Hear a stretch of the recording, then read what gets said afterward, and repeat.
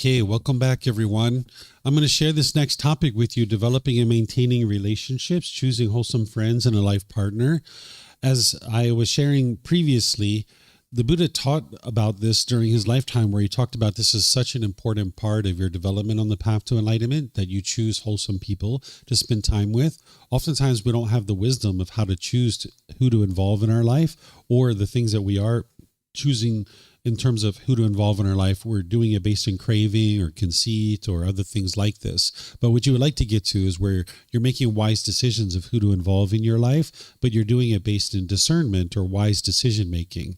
And you're not doing it based in judgment, where you're looking down on people. So I'm going to teach you guys some important things to think about when you're choosing friends and you're choosing a life partner. Some of you guys already have life partners, and I understand, but I'll share with you guys some topics here. I'm sorry, one second. Let me switch over to visual aids here. The first several are going to be friends and a life partner, applying to that. And then when we get towards the end of this, it's all going to be just for a life partner in terms of how to select a life partner. Not everybody's going to have a life partner, but if you have one, you would like to make a wise choice here. Because if you think about, like, if you invested millions of dollars into buying a company and you had to select a CEO to run your company is going to live, breathe, and die based on your selection of who to hire as a CEO in your company. Well, you have this very important position in your life, which is a life partner, and you would like to treat this in a similar way. And not just your life partner, but your friends too. You like to make sure that whoever you select to be involved in your life, that they're not into unwise and unwholesome things. Because just like that multi-million-dollar investment, you would make sure that you made a wise choice. You might even take a year or two to select a CEO for your company. So I'm going to teach you some different things here to consider as you're making friends and you're selecting a life partner, so that you can make wise choices and you can have nothing but success in your life. And just like always, you guys can ask questions. So just like the previous discussions, you need to acquire wisdom. The more wisdom you have of the natural laws and what the Buddha taught, the better, because it's going to help you to be able to make wise decisions in your life. So you're going to need to acquire wisdom about the path to enlightenment through studying the Eightfold Path and all the other teachings. That's at the beginning of each one of these discussions that I'm having, because it's so important for you to make sure you're always focused on the acquiring of your own wisdom of this path, and not believing in the path or believing any aspect of it, but independently verifying it.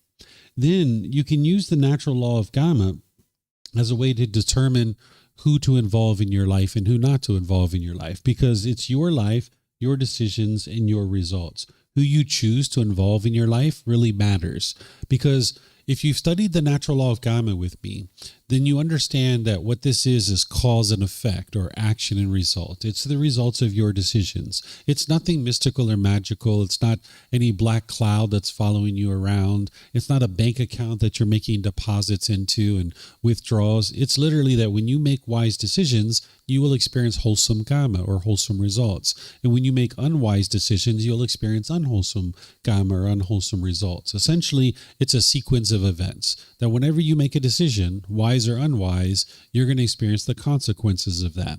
So whenever you're making decisions, it's affecting you. When you see the words of the Buddha on the natural law of karma, is other people can't create karma for you. It's not possible. It's only your decisions that are leading to any particular results in your life. So if you are making decisions in your life, wise or unwise, it's going to affect you.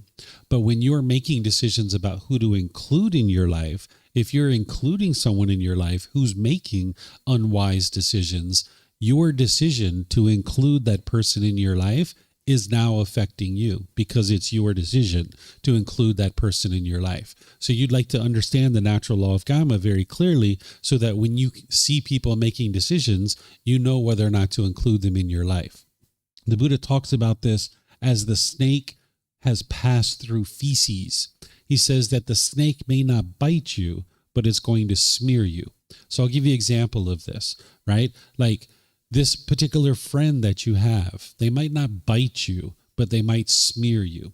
Let's just say that as growing up as a child, I had a childhood friend, 8 years old, 10 years old. We've been around each other for a really long time, know each other really well. We grew up together. But by the age of 18, this person maybe started selling illegal drugs. And I know that they sell illegal drugs. They know that I know that they sell illegal drugs. They've never offered them to me because we're really good friends and they know that I'm not into that kind of thing. But because we've been friends for so long, I'm holding on to this relationship and still being friends with this person. Well, now let's just say we're in our 20s and we're walking down the street together. We're hanging out. Some rival drug dealer pulls out a gun and starts shooting a gun at my friend. Well, those bullets are coming towards me too, right? And I can be experiencing this unwholesome gamma, this unwholesome result based on my unwise decision. Or say we're driving down the road together and I'm driving the car and they're in the passenger seat next to me with their drugs in their pocket. Well, the police pull me over for speeding. And then when I'm not looking, maybe they put their cocaine underneath of my seat, and now when the police search the car, I'm going to jail. So the snake hasn't bit me, but it's smearing me with feces. So the Buddha talks about this in terms of selecting wholesome friends and companions and comrades. He teaches you to select people who are into wholesome things because you can be smeared by this unwholesomeness that this individual is choosing to be participating in. Whereas if I understood right livelihood, for example, from the Eightfold Path, if you guys can remember back to Monday, the Buddha gives you those 5 livelihoods that would be unwise for you to do, which are business and weapons, living beings, meat, substances that cause heedlessness, and poisons. Well, if it's unwise for you to do those things, and you can see the wisdom in that, it would also be unwise for you to associate with people who are doing those things. If you include those types of people into your life, they're causing harm in their life through those unwise choices. And now when you include them in your life, now you're going to experience those unwholesome results. It comes down to things like the 5 precepts, that if you can look at the 5 precepts and you can understand those and how to apply them, because it's not black and white. You didn't learn the 5 precepts here in this class. If you've heard that the Buddha taught no killing, no stealing, no sexual misconduct, no lying, and no intoxicants, this isn't the 5 precepts. The Buddha didn't teach that way. That sounds like black and white. It sounds like rules and commandments. In this book series and in all the classes that I teach, I use the original words of the Buddha. And on the 5 precepts, you can see what he actually teaches on these important topics, that it's not black and white. And he helps you to give you much more illuminating language than no killing, no stealing, no sexual misconduct, no lying, no intoxicants. He didn't teach that way. Again, that sounds like black and white, sounds like rules and commandments. It's not the way that the Buddha taught. But if you learn the 5 precepts in the way that the Buddha taught them and you understand how to apply them, if you understand that these things are unwise for you to do, if you see other people that are into these kinds of things and you include them into your life, it's going to cause you a lot of difficulties and struggles. So even though the Buddha doesn't teach no killing, no stealing, no sexual misconduct, no lying, and no intoxicants, let's just take some of these.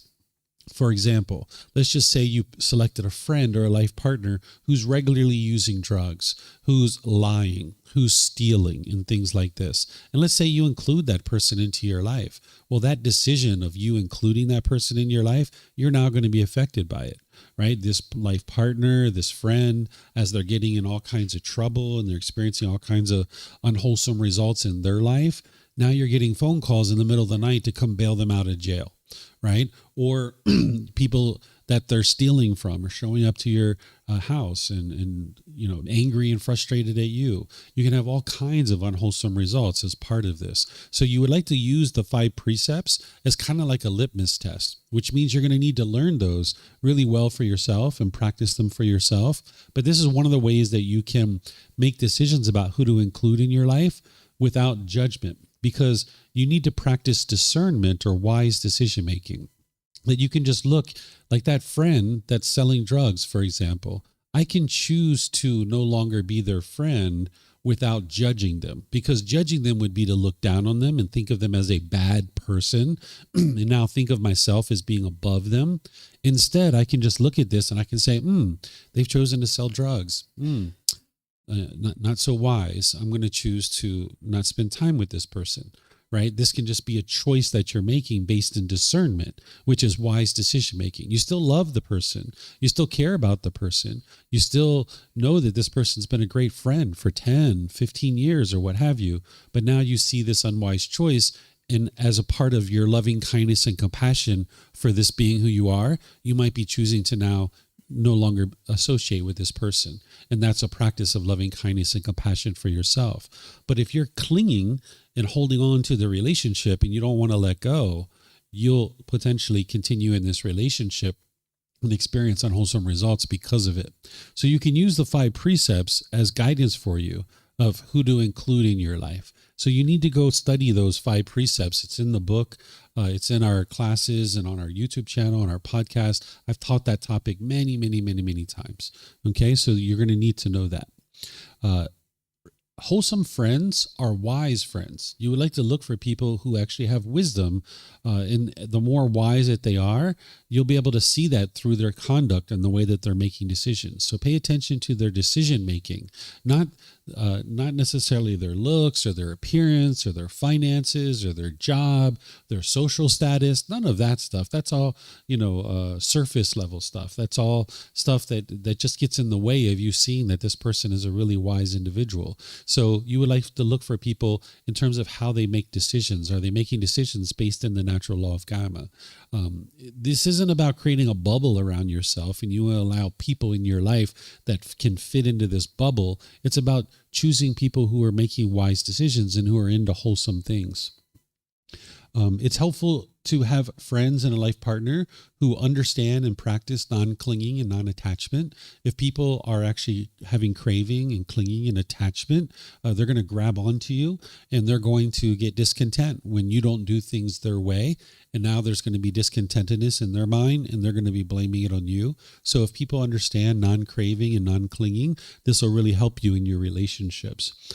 It's also important that you don't allow people to cling to you. Early on in the relationship, it's really helpful that you create some space that allows their mind to not have craving, desire, attachment. So for example, we were talking about text messaging. If you meet somebody and they start bombarding you with a bunch of text messages, or even if they just send you one text message right at the very beginning of the relationship, don't reply right away. You see the message come in, just let it sit there. If you have craving and clinging, you're going to want to hurry up and reply to it. But now you're getting this person's mind attached to you that they think as soon as they send you a message, you're going to reply right away. So early on in the relationship, it's helpful if you don't reply. And then they get used to you not replying right away. Same thing, like say they invite you to different events and going out to dinner and to the movies. Maybe the first time or 2 or 3, you say, sure, yeah, I'll go to the movies with you or I'll go out to dinner with you. But somewhere at the beginning of the relationship, it's helpful to sometimes say no, right? And say, I'm going to teach you guys this tomorrow. It's called the art of the friendly no, how to say no without saying no. But you can basically say things like, thank you so much. I appreciate you inviting me out to dinner. Unfortunately, I'm able to go to this particular event, but maybe in the future I'll be able to go. But thank you so much for thinking about me, right? So even if you're able to go, you would like to tell the truth, of course, and I'm going to teach you guys this tomorrow, how to do this, but you can actually decline an invitation intentionally so that their mind doesn't get used to you always going out with them every single time they invite you. Because at some point in your relationship, you're not going to be able to go with them to some particular event. And now if it's 6 months down the road, 3 years down the road, and you're finally saying, no, I can't go with you, they're going to get angry and frustrated. So you invested 3 years into this relationship. Now they're getting really angry and frustrated.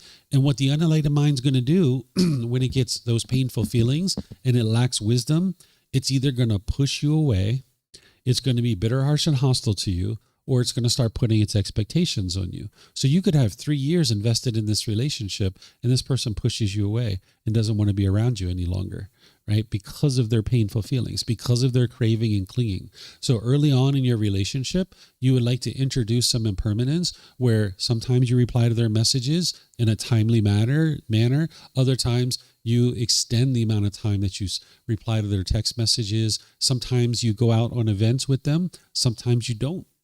This will help them so that their mind doesn't have craving, desire, attachment, and cling to you. I even do this with students. Sometimes when new students get in contact with me, they'll start bombarding me with a bunch of questions, just one question after another, after another, after another, just constantly, every single day. I will see that, and then I will stop replying to them, sometimes for a week or two, let them allow their mind to let go, and then I'll start replying again, right? So you can do these kinds of things because you'd like to cultivate lots of relationships.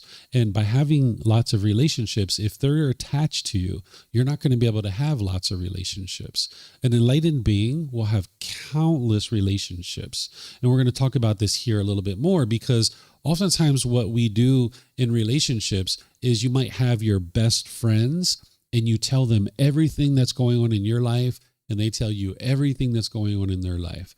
If you have these kinds of people, you can only have about 3 or 4 or 5 of these types of friends where you have to tell them everything. You have to call them and check in on them. They're going to call you and check in on you. And there's kind of like this obligation where there's now a craving, and you feel like, hey, you didn't call me. You haven't called me for 3 months. Right? This is just expectation and craving. If you put these expectations on your friends, and they're going to put these expectations on you, where you have to call each other in a given period of time, or else you're not friends anymore, you can only have about 5 of those types of friends, or 10 of those types of friends, because your life's too busy. But if you practice non-attachment with your friends, you can have countless relationships. There's thousands and thousands and thousands of people that I know. And we spend time together sometimes like this in classes, and then we don't see each other for 6 months or a year. And then we see each other, right? We're not just constantly checking in with each other. That's not the way that you would cultivate wholesome relationships. But sometimes people feel obligated to constantly contact their friends. And if you don't contact your friends and check in on them and see how they're doing, all of a sudden you guys aren't friends anymore. This is just expectation. And you can only have about 5 of those types of friends, where for you to be successful, you're going to need to have countless relationships in your life. So by practicing non-clinging and doing that really early in your relationship is going to actually help you to be able to have more and more relationships where there's not expectations from you to them or them to you. It's helpful if your life partner and friends understand true love, because if they don't understand what true love is, it's going to be very hard for them to see that you're practicing true love. So sometimes one of the best ways to do this, where you're not giving them unsolicited guidance, is you just say, hey, I ran across this video on YouTube. I know this teacher that was teaching this topic. I'm curious, would you be interested in looking at this video, and then we can have a discussion about it and see what your thoughts are? And they're like, yeah, sure. What do you got? So then you send them a link to one of the videos where I've taught true love, and then they teach it. Or I'm sorry, now they listen to it, they watch it, but with a purpose. The purpose is they're going to have a conversation with you about this. So they tend to be more attentive when they're watching the video. So rather than just send them the video out of the blue and they just get a message like with a video, instead you ask them first, would you be interested in watching a particular video that I found, because I'm interested in having a conversation with you about it, and I'm curious if you would be willing to watch it so that we can have a conversation. And now they're like, sure. They might say no, they're not interested. And in that case, okay, you're fine. You don't have craving. Your mind's fine. But if they say yes, now you send it to them, and then you guys can have a conversation in a few weeks and have a discussion about true love. Politeness, kindness, friendliness, and respect is very important in a relationship. That's like a foundation. That's like a need. But understand that there's only one type of person in the world that's going to be polite, kind, friendly, and respectful in every single situation. Do you know who that person is? What type of person can be polite, kind, friendly, respectful every single time? What's that? No. An enlightened being, right? An enlightened being is the only one who's going to be able to be polite, kind, friendly, respectful at all times, right? So when you have friends, because they're unenlightened and they are not on the path, they're going to be impolite, unkind, unfriendly, and disrespectful. But that's where you've got to look at how soon was it in the relationship, how significant was it, to determine whether or not you're going to move forward in the relationship or not, right? So this is like a foundation for each relationship: politeness, kindness, friendliness, and respect. The Buddha gives further guidance on this. This is from the Buddha. These are 4 things that the Buddha says every relationship that's going to be a healthy relationship needs to have. And if you don't have these 4 things, then the relationship's not going to be able to be successful. He talks about giving, which means generosity, right? With your life partner, with your friends, you're going to need to share and practice generosity. There needs to be endearing speech, right? This is using right speech from the Eightfold Path. Then there's beneficent conduct, which is your moral conduct from the Eightfold Path, that you're not causing harm through your speech or your actions. And then there needs to be equality, where you view each other as equal. Whereas if you view each other as one being above the other, then it's not going to promote a healthy relationship. So these are the 4 qualities that you need in a relationship from the Buddha in order to be successful. You need to have generosity, endearing speech, beneficent conduct, which is moral conduct, and there needs to be this equality where you view each other as being equal. Okay. Then there's it's helpful to eliminate confrontation. Sometimes we feel like when there's a disagreement in a relationship, there needs to be a confrontation and we need to now confront each other. I need to find out where you stand on this. I can't be your friend unless I know where you stand on this, right? Sometimes there's like this confrontation between people. Understand, you're going to disagree with your friends, right? If you can only be friends with people who agree with you, well, who's the only one person that you're going to agree with 100% of the time? Yourself. So you can't have any friends, right? If all your friends have to agree with you, then that means you can't have any friends, right? So your friends are going to disagree with you, but disagreement doesn't mean disrespect. And disagreement doesn't mean you have to sit down and argue with them and try to convince them that you're right and they're wrong. If they have a different opinion of you than you, so be it, right? That's their opinion. That's their view. You don't have to have everybody agree with you. So discuss with people if you'd like to discuss, but it's important not to crave permanent agreement. Also, don't assume that you know the full story with your friends and life partner. I'll give you an example of this. My wife, she's a massage therapist, and she's always kind of done massage in one way or another from our home oftentimes. And when we were in the USA, we had an apartment together, and there was a certain day that she was off work and she wasn't supposed to be working. And I went to work and I was doing things at work, and I got to a point where I was finished. And I was like, wow, it's only 11, 12 o'clock. I'm finished. I could go home and surprise her, and I could maybe take her out and do something fun. So I came home without her knowing, and I opened the front door to the apartment, and there was these big shoes in the front of the apartment, and she had these big large shoes. They were obviously a man's shoes. And I stepped into the apartment, and I heard laughing and giggling coming out of one of the rooms. And it was the room where she normally does massage, but she's not supposed to be working today, right? And I was like, what's happening here? So I just went and sat in the living room, because when they came out of the bedroom, they would see me. So I just sat there in the living room to see what was happening. And she came out. She was wearing her uniform that she wears when she does massages. And she's like, oh, hey, honey, you're home. I was like, yeah, I'm home. I thought I'd come home to spend some time with you. What are you doing? And she's like, oh, I had a client who had a problem with their back, and they called me up. And even though it's my day off, I thought I would help them. So they came over for a massage. And I was like, oh, okay, great. Right? So if I thought what you guys might have been thinking when you walked in and see these big shoes, I might have barged into the room like, what are you guys doing in here? But you can't assume that you know the full story. So the Buddha calls this not allowing your mind to cling to perceptions. What a perception is your views and opinions about the world that may or may not be true. Because you have certain perceptions in your mind right now about the world that may or may not be true. And if you cling to your perceptions, this is very detrimental to your ability to know the truth and make wise decisions that's going to produce wholesome results in your life. In fact, this is so detrimental to your decision making that if you're training to be a police officer, they actually train you not to cling to your perceptions, because you're making life and death decisions. And if you cling to your perceptions of the way the world seems to be that may or may not be true, you could actually make a life or death decision that significantly impacts you.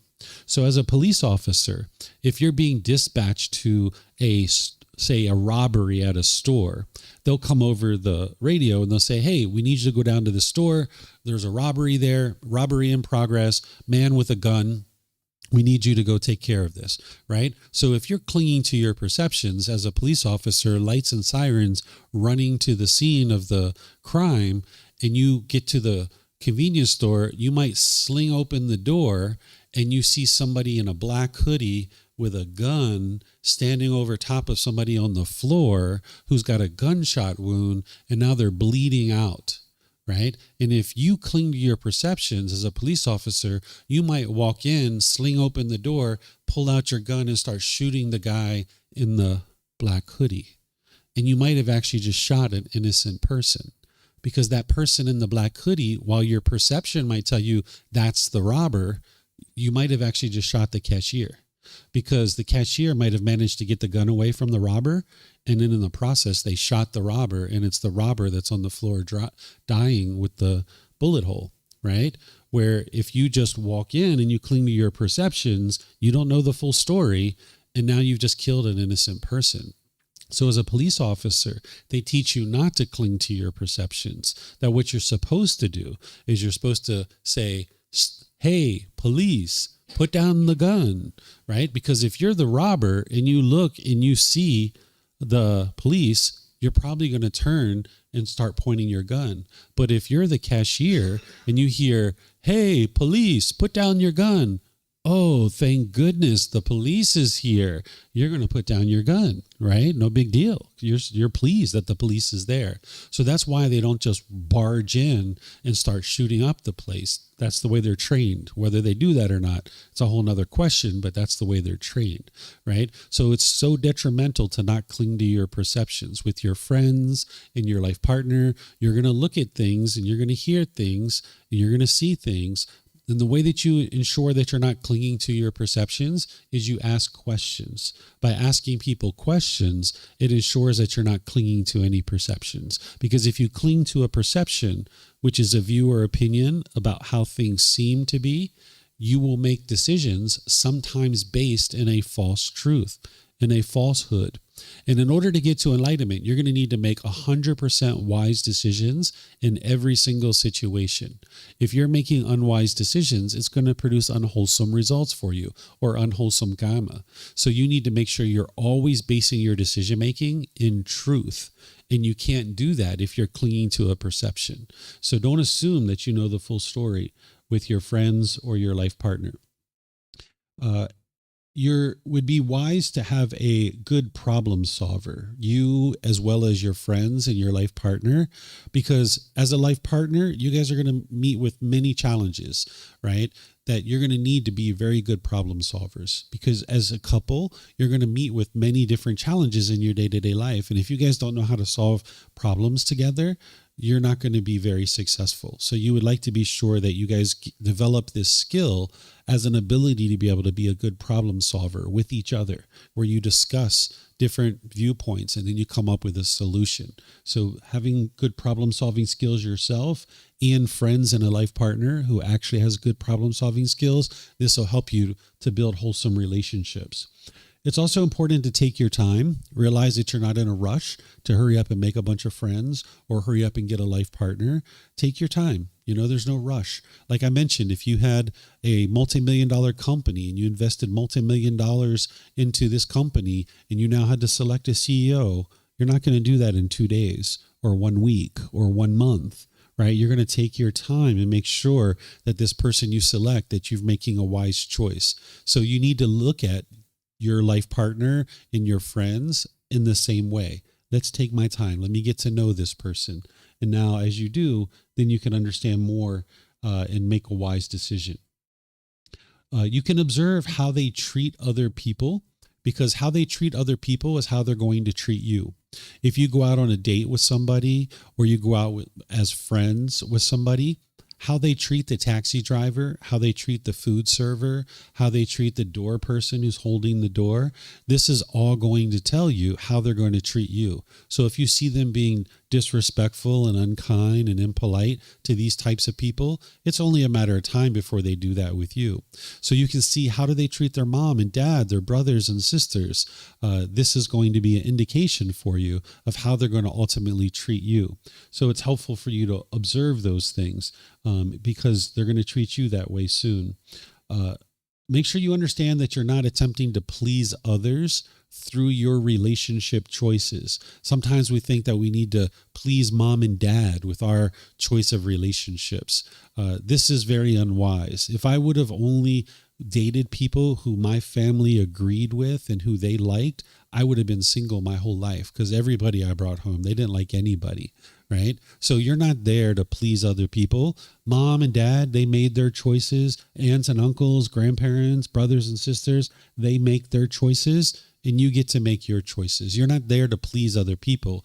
They're not the ones who are going to live with that person for the rest of their life, potentially, if it's a life partner. They're not the ones who are friends with that particular friend. It's you that's the friend. So you need to make the choices that are wise for you. While you might take advice and you might be interested in other people's input, make sure at the end of the day that it's your choice, because you're not there to please other people through your life choices. Also, leave space for growth. As your friends and your life partner, as you guys are together, you guys are going to change. You're not going to be the same people that you were when you first met. Me and my wife are completely different from when we first met. Completely different. So you're going to change because of impermanence. Your appearance is going to change. Your thoughts about the world are going to change. Your ideas and opinions are going to change. This person is going to change. If you're trying to hold on to this person that you met 20 years ago, they're not that same person anymore. One time when I was teaching Thai massage, I don't know if you guys know, I used to teach Thai massage for many years. I had a student who was studying with me very early in my teaching career. And then towards the end of my teaching career, they contacted me and they were talking with me and they said, "David, I can't talk to you anymore." And I said, "Okay." They said, "I've heard you've completely changed." And I said, "Yeah." And I was thinking in my mind, you probably have too, right? All of us are changing, right? We're constantly changing. So you're going to change, your friends are going to change, your life partner is going to change, and just create that space for growth. Okay. So now I'll move into things specific for a life partner, and then I'll just open up for questions at the end. Okay. Understand that the perfect life partner doesn't actually exist.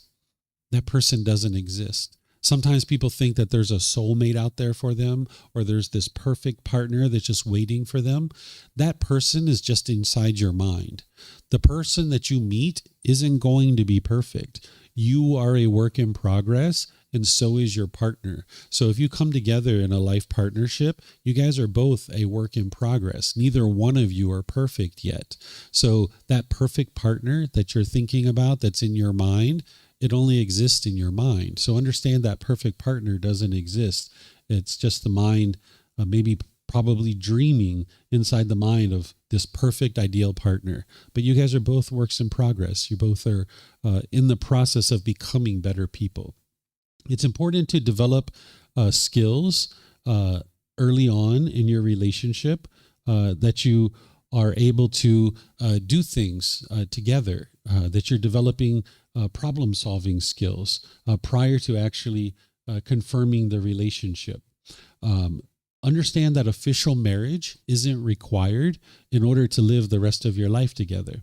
Sometimes people are really hung up on official marriages, where essentially what marriage is you're going down to the government and you're basically letting the government know, informing the government of who you're going to spend the rest of your life with, right?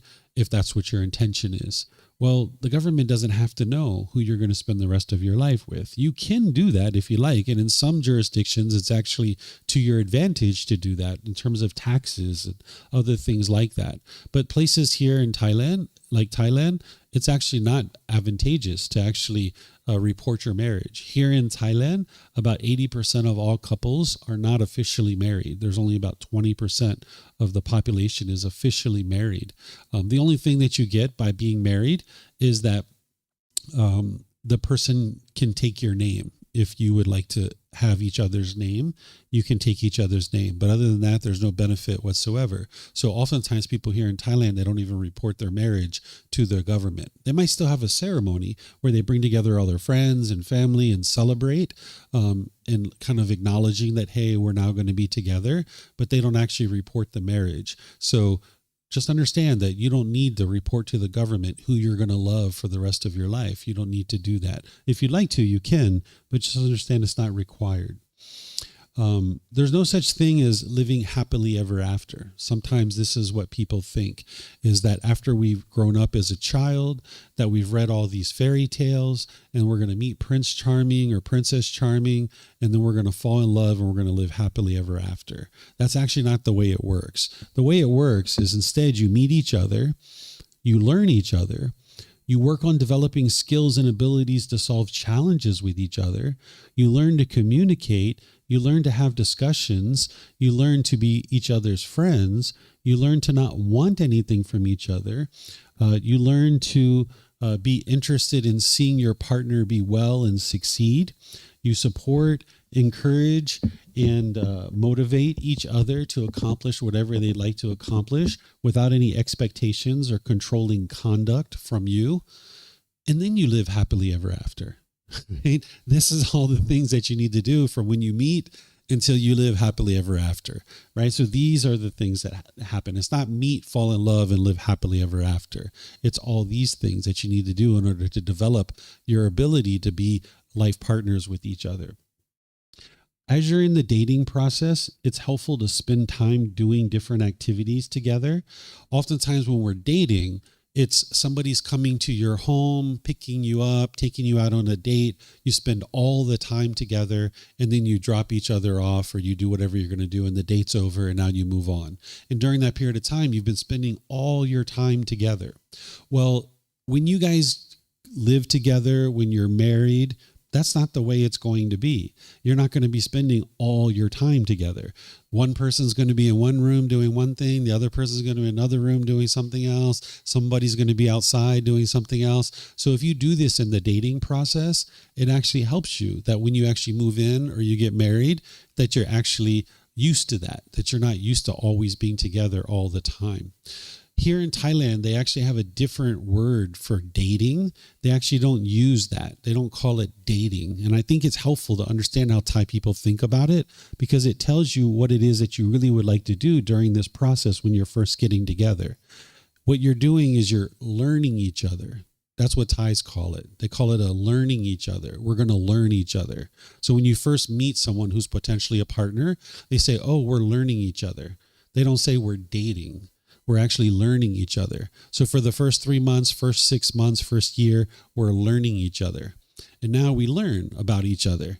And that's essentially what you're doing in that process. So you would like to create in situations where you guys can learn each other. And part of learning each other is doing things separately sometimes. That maybe you guys have a date that you're maybe going to come over and watch a movie. And then maybe after the movie, maybe you go in one part of the residence and the other person goes in another part of the residence, and you guys are doing different things. And you get used to being on a date while doing different things. Or maybe if you're going to a social event, maybe you're talking to one group of friends and they're over here talking to someone else. This helps you to create non-attachment in your relationship. Or sometimes as a couple, when you show up to a social event, you feel like you have to be attached at the hip with each other all the way through the social event. Where if you guys actually do things separately, it actually helps you to practice non-attachment. Change is going to occur. Things are going to constantly change in your relationships. I think you guys have already heard that when I first met my wife, she used to cook and clean and do laundry and all that kind of stuff. She doesn't do that kind of stuff for me anymore. You know, I do my own laundry. I have to get my own food. I clean my own things and stuff like that. So things are going to change. Understanding that those things aren't the love. Her doing laundry, her when she used to cook, things like that, that's not the love. She's doing those things because she loves me, but that actions itself isn't the love. The love is the way she interacts with me and the way that she treats me. That's her love, showing me that she loves me. But these activities are going to change over time. So understand that things are going to change. Okay? Any questions on any of this stuff? Anything you guys would like to ask? Yeah, go for it. Yeah, have mics. Yeah.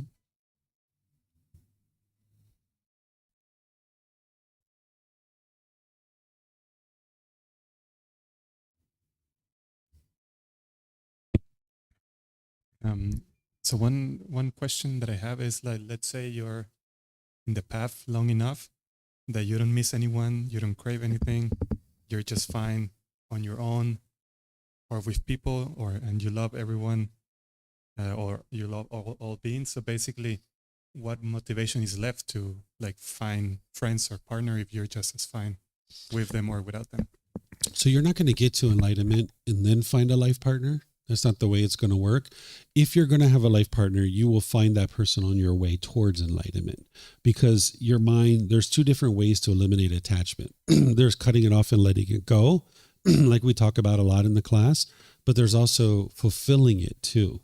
That'll help you to eliminate a craving, desire, attachment. So if someone has a craving for a partner, they will be able to eliminate that by actually getting a partner. And now you don't have that craving anymore because you've already got it, right? So getting together with a life partner, there is going to be a craving because you feel like, wow, I want this thing, I want this person in my life, and there's typically sexual contact involved. And if there's sexual contact, there is a craving, desire, attachment. So whatever brought you guys together, it's a craving, desire, attachment. You're going to be attached and craving their physical beauty or their finances, their social status, any number of different things that you could potentially crave. Their intelligence, their ability to help you in life. There's all these different things that you could potentially have craving, desire, attachment for. That's going to bring you guys together. That's why you're both two imperfect beings at the very beginning. Neither one of you are enlightened if you're coming together as a life partner, right? But then as you're a life partner together and you guys are growing individually on the path, you can get to the point where you're both enlightened, and now you're actually still living a life partnership together. So that's possible. Also, you could get to enlightenment as a single person too, but you're not going to get to enlightenment and then choose to have a partner because you're already fulfilled. You're living the ideal life at that point. There's nothing missing out of your life by the time you get to enlightenment. Once you're enlightened, all the way through getting towards enlightenment, you're going to get better and better at creating wholesome relationships and friends. And as an enlightened being, you'll still have plenty of friends. You'll have lots and lots of friends, way more friends than you ever had before. And you're completely comfortable with having more friends, but you're not going to feel this urge, this desire to go out and make friends. But you will be able to easily make friends in any situation that you're in. You'll be completely satisfied and completely fulfilled with the way your life already is. So you won't have this urge to go out and make friends, but in any situation that you're in, you can easily make friends because you're not judging people based on how they look, how they talk, what their social status is, how much money they have. That really narrows your ability to be friends with people, right? But when you get rid of all of that judgment and you get rid of all that craving, you can be friends with everybody and anybody, and you can really easily make friends with lots of people. But you're not doing it based on any kind of cravings that you have. It's just that, hey, it's fun spending time with other people. It's enjoyable to have conversations and interact with people, but it's not like you're doing that because there's something missing in your life. It's just something that's contributing to your life, something that's adding to your life by having people involved in your life. But you're not doing it in craving. Mm-hmm. All right. I don't see any other questions. Let me see. You have something? Yeah, go for it.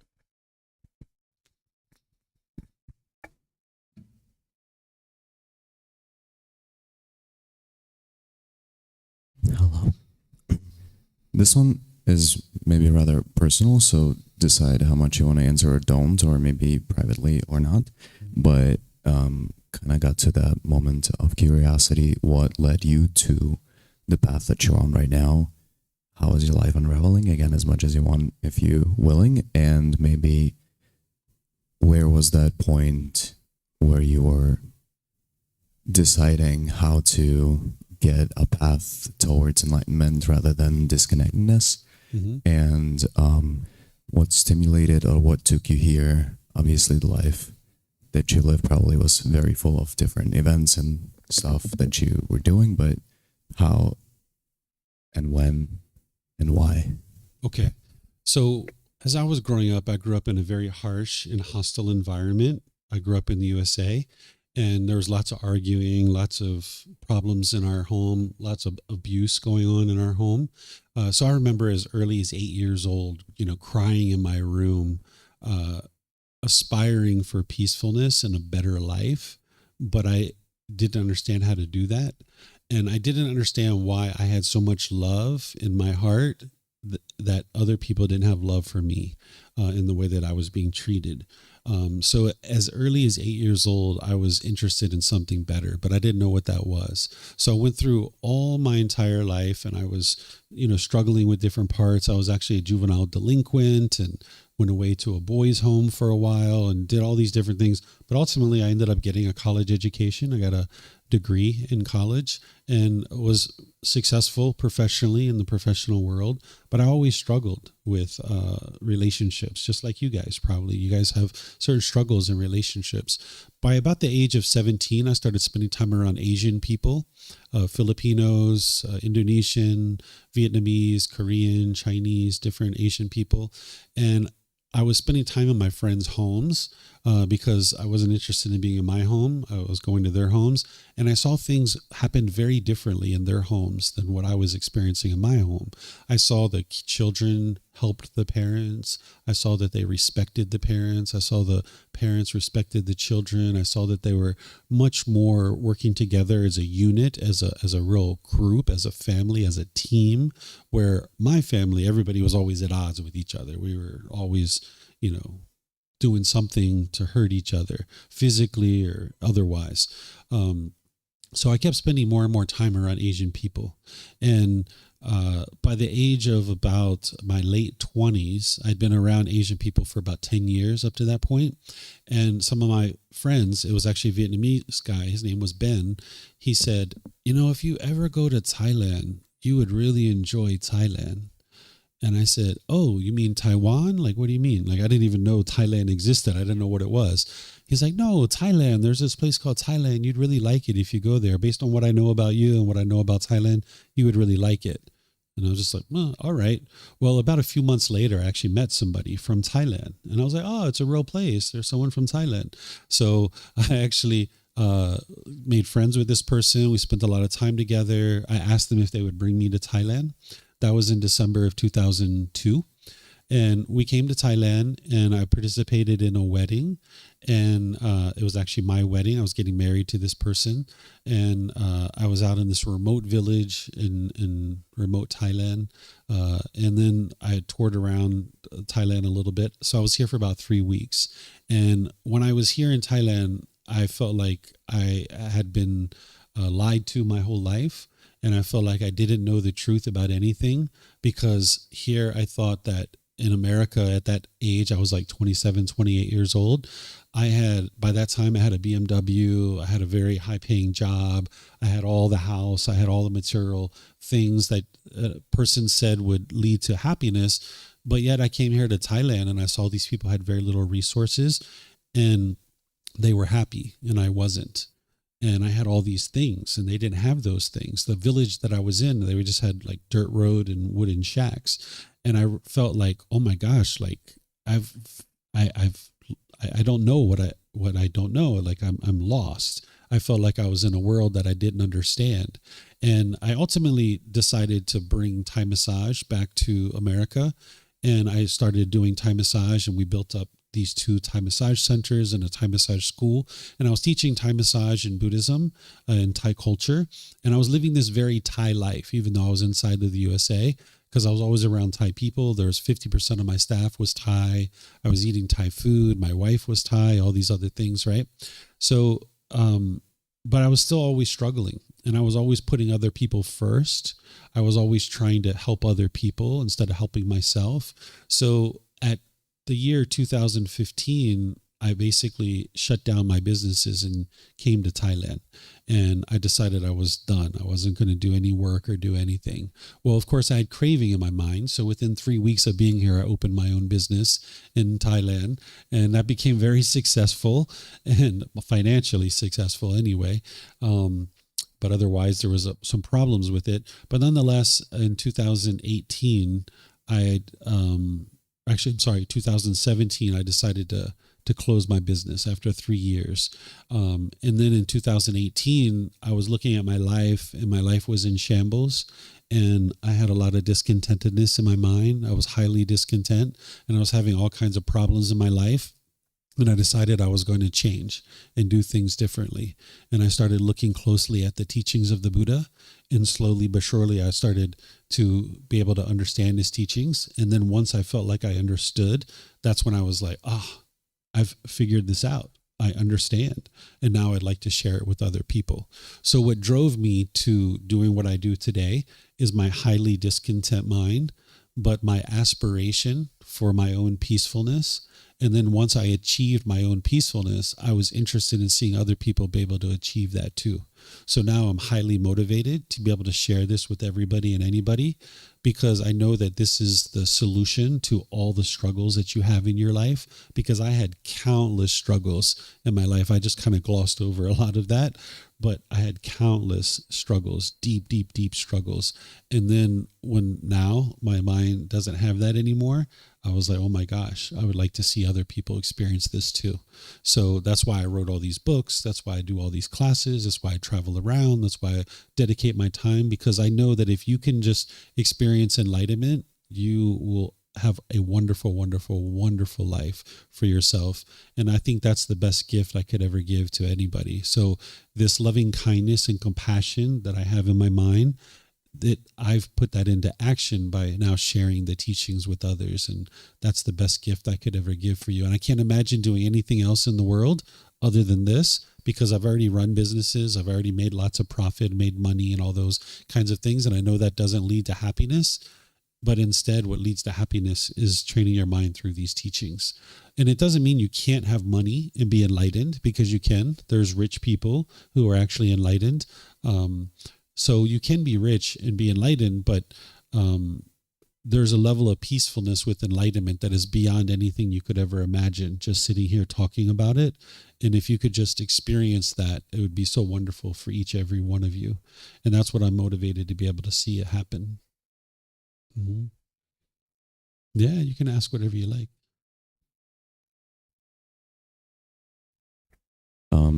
Well, this one is rather broad, so I don't have it formed in my mind, but I think that's what my mind is.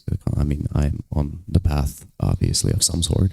Mm-hmm. So when you get to the level of peacefulness, and does your mind still come back to the old ways and try to interact with you in the patterns that you once learned? Are they still there, or are you able to just continue living with cutting out the thoughts, so when they come you're like, I recognize, goodbye, I'm choosing this? Do you still wonder? And what is your what is your personal right now perception on life, the purpose of life, if there is one, or just the experience itself, and not even going to the afterlife at death, unless it's your perception that we are still fulfilling some circles in this life? And that's, I don't have my personal opinions on that. I'm very much in the field of curiosity, of trying to figure out, even though I stumble upon the information that there is nothing to figure out. So just wanted to have your insight on that. Okay, so all those old patterns that you had in the unenlightened state, those are not there any longer. The way that you can think about it is like upgrading your operating system on a computer, that once you upgrade, you can't go backwards. It's like it's physically impossible to go backwards, right?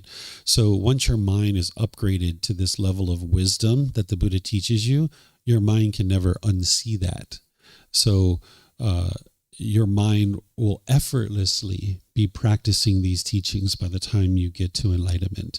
on the way to enlightenment, it's a struggle. It's a challenge to sit here and listen to somebody talk and read books and meditate and all these kinds of things. It's a lot of work for the mind to do. But once you do that work and you make those investments, you reap the rewards of it for the rest of your life. Your mind is completely upgraded. Your mind's completely at ease. There's no strife. There's no stress, not even the slightest little tinge in your mind. We haven't talked about this much, but by the time you get to enlightenment, you get sleepy, but you don't get tired. You don't get exhausted. You can maintain your energy all day long, because you're doing what you enjoy. You're doing what you thoroughly enjoy. Where when you go outside and you have a bunch of craving, if things aren't going your way, you'll get painful feelings and you'll feel exhausted. And you'll feel like, this was a miserable day. This was a horrible day. Whereas if you don't have craving, desire, attachment, everything's wonderful in your day. Yeah, everything's going great, right? So you'll get to the end of your day as an unenlightened being and you'll be tired and exhausted. But as an enlightened being, your mind is still bright. You're still cheerful. You're still uplifted. You get sleepy where you need to sleep, but you don't get exhausted or tired.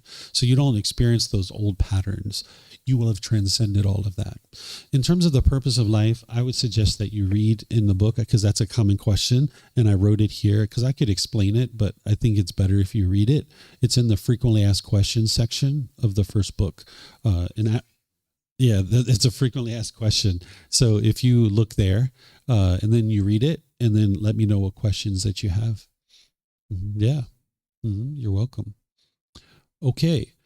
So we're going to end here for the day so that we don't need to come back and do our afternoon session. That's the way I kind of set it up for you guys. But remember, the one thing that we're not doing this afternoon that we would have otherwise done if we're together is meditation. So I definitely recommend that you guys do a meditation session for yourself sometime this afternoon and evening.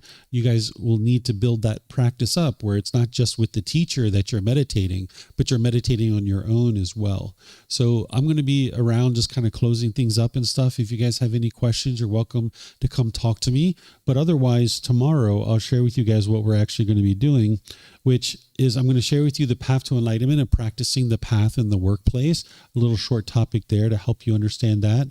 Then I'm going to teach you this other little short topic of the art of the friendly no, how to say no without saying no. Because one of the things that the unenlightened mind doesn't like to hear is the word no. So if you are invited to a party, like your coworker says, hey, I got a new house, I'm having a housewarming party, can you come? If you say, no, I can't come, their mind is going to experience painful feelings if they have a craving for you to come. And now when you say, no, I can't come, and their painful feelings arise, they're going to have those painful feelings and they're going to attribute it to you. And they're going to think you're the one who's causing their painful feelings. And they're either going to push you away, they're going to be bitter, harsh, and hostile with you, or they're going to start pressuring you and putting expectations on you.